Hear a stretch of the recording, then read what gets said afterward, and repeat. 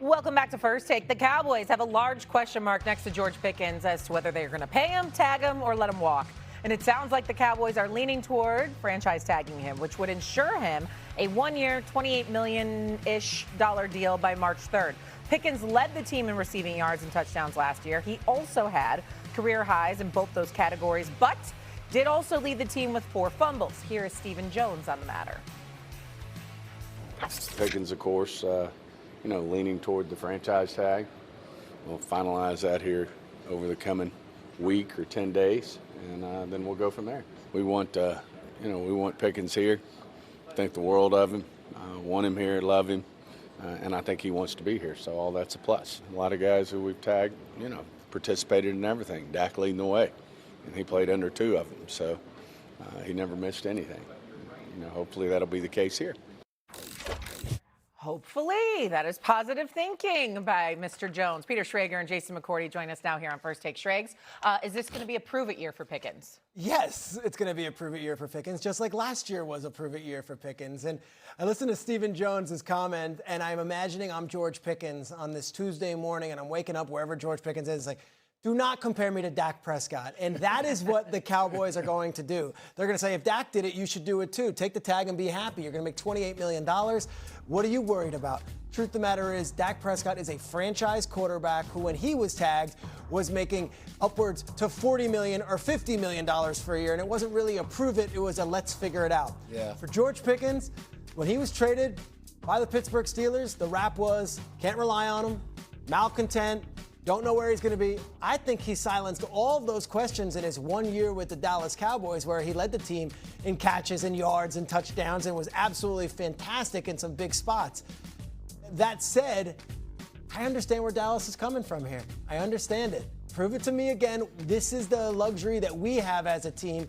We can put the franchise tag on you, and you can have to go show us one more time, not only on the field, but off the field, that you have the maturity that you are going to be getting one of these huge mega deals paying you $30 to $40 million a year. I hate the franchise tag. So I think to Schrag's point, yes, he does have, it is a prove a year, because when you're signed to a franchise tag, it's 1 year guarantee. And now you have to hope that somebody else, whether it be the Dallas Cowboys or another team, is willing to pay you that big contract. So yes, he is going to have to go out there and do it again. But to your point, when you get traded for it, the Dallas Cowboys, they're going to say that we have these different variables. We have CeeDee Lamb on the other side that we already paid a boatload of money to. So we're going to need you to take number 2 money. If I'm George Pickens, those aren't my problems.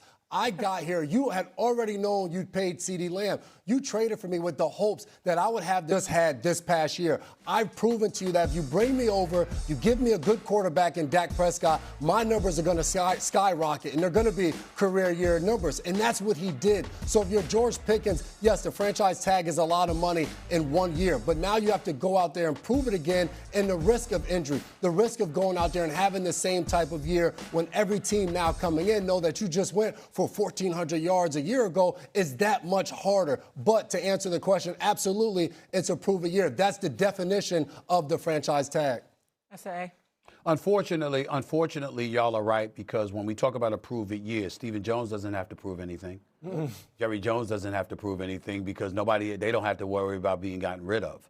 And the reality is that even though I understand from a business standpoint, they have the leverage, they're exercising it, they have the power to franchise tag him at $28 million for 1 year. His market value for a long-term deal would be about $30.6 million, so it's not that far off. But the point is, they get another year out of George Pickens, where attrition could kick in, where an injury could occur, where they could be devoid of having the responsibility to make a long-term investment in him.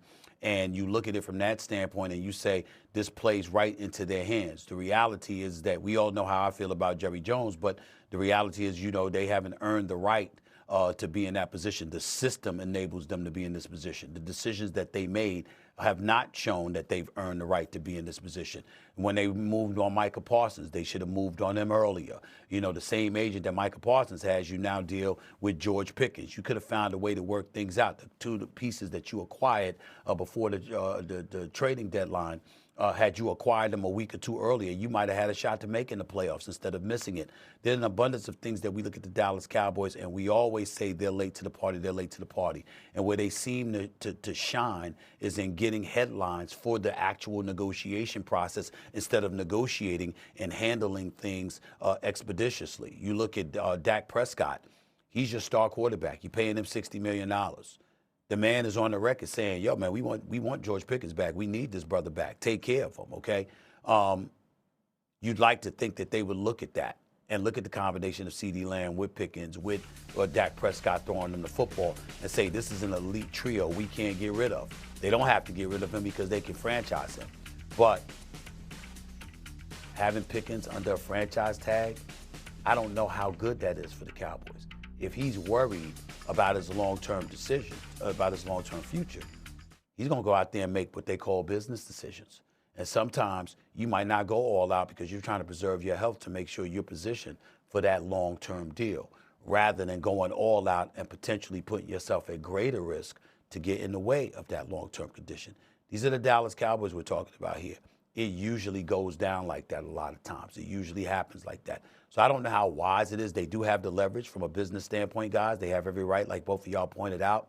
But I agree with J. Mack. I don't like it at all. I don't like the fact that they're in a position to do this to George Pickens. Keep him long-term or let him go, because chances are if he's under a franchise tag, again, Peter, he's going to be out there making business decisions.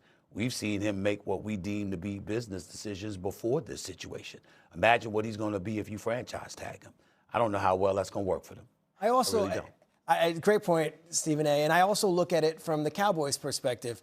They went through this with Dak for 2 off seasons, and I remember covering it very closely. Daily, is Dak going to be a Cowboy? Is he not going to be? Ezekiel Elliott went deep into the off season. Of course, we had CeeDee Lamb. And then Micah last year. Like, this is becoming a Cowboys thing. And now this one's unique in that this is a guy who they brought in on a deal and had a free agent contract right away, and he wasn't one of their homegrown players.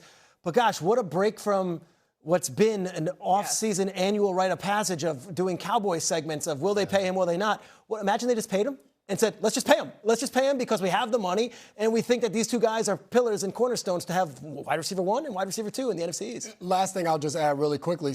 If you pay them a long-term deal, it frees up more money and cap space for them, which allows them to address their defense to actually be a competitive team and get back to the playoffs. I think that should be the key for them. If you can extend George Pickens and now you have more money to expand on that defense, now you can actually go out there and say, hey, we're a contender in the NFC, because right now, without that defense, doesn't matter if they have George Pickens or not. And I think that's what people forget. And like, also, franchise tagging doesn't always help your pocket. It doesn't always benefit the team the way people might think. Go ahead, S.A., final word. The other thing is, and right there, I'm leaning on my relationship with Jerry Jones, and I'm asking everybody to remember the 2 interviews that he did with me. One was on my YouTube show, and the other was when he came on my radio show. And in both instances, he's telling you how he thinks, and you know, he's going to hold on to that money. It was hard for him to pay primetime Deion Sanders come out of his pocket at $13 million at that particular moment in time. And he's a guy that literally thinks about what he had to go through. Not 1, not 2, but $3 billion lawsuits against him when he first took over ownership. Jerry Jones is the kind of person who believes it is an absolute privilege for you to be playing for the Dallas Cowboys. And he believes that there's a discount that comes with that. Now, we all disagree with that. We get that part, but that's how he thinks. And so when it comes to this time of year, you never know what he's going to do to get in his own way, at least in the immediacy of the moment, just to make sure that he reminds people of that mode of thinking that he lives by. It's repeatedly gotten in the way of negotiations, and he hasn't cared. Last time Dallas reached a long-term deal on a player tagged for the first time, 2015.